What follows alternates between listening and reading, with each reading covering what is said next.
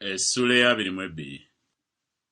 Awo Erifaazi Omutemani n'addamu n'ayogera nti, omuntu ayinza okugasa Katonda? Mazima ow'amagezi yeegasa yekka. Kiriko bwe kisanyusa omuyinza w'ebintu byonna gwe okubeera omutuukirivu? Oba kimugasa ggwe okutuukiriza amakubo go? Kubanga omutya kyava akunenya, kyava asala omusango gwo. Obubi bwo si bungi, so n'obutali butuukirivu bwo tebuliiko gye bukoma. Kubanga wajja ku muganda wo emisingo egy'obwereere, n'oyambula abaali obwereere ebyambalo byabwe.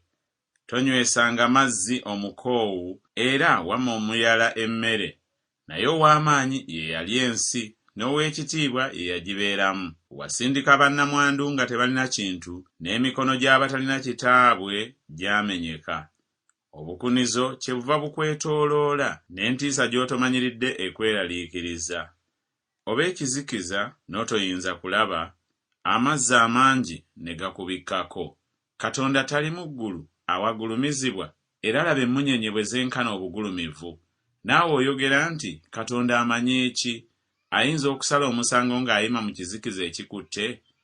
Ebiro ebiziyivu bimubikkako, n'okulaba talaba, era atambulira mu kwekulungirira kw'eggulu. Oyagala okukwata ekkubo ery'edda abantu ababi bye baalinnyirangamu, abaakwakulibwa entuuko zaabwe nga tezinnabaawo, omusingi gwabwe ne gufukibwa ng'omugga, abaagambanga Katonda nti tuveeko, era nti omuyinza w'ebintu byonna ayinza kutukolera ki? Naye yajjuza ennyumba zaabwe ebirungi, naye okuteesa kw'ababi kundi wala.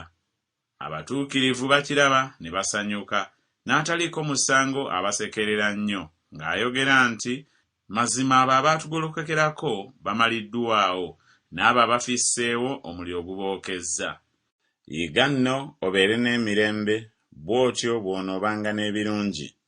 Nkwegayiridde kkiriza amateeka eri akamwa ke, era tereka ebigambo bye mu mutima gwo. Bw'onookomangawo eri omuyinza w'ebintu byonna, onoozimbibwanga. Bw'onojjangawo obutali butuukirivu okuba ewala n'eweema zo, n'oteeka ebibi eby'obugagga mu nfuufu, ne zaabu eya Ofiri mu mayinja ag'omu bugga. Kale omuyinza w'ebintu byonna y'anaabanga obugagga bwo, era anaabanga ffeeza ya muwendo mungi gy'oli. Kubanga lw'onoosanyukiranga omuyinza w'ebintu byonna, era onooyimusanga amaaso go eri Katonda. Onoosabanga okusaba kwe eri ye, naye anaakuwuliranga. Era onoosasulanga obweyamo bwo. Era onoolagiranga ekigambo ne kinywera gy'oli, n'omusana gunaayakiranga amakubo go. Bwe bakusuula onooyogeranga nti waliwo okuyimusibwa, era anaalokolanga eyeetowazza.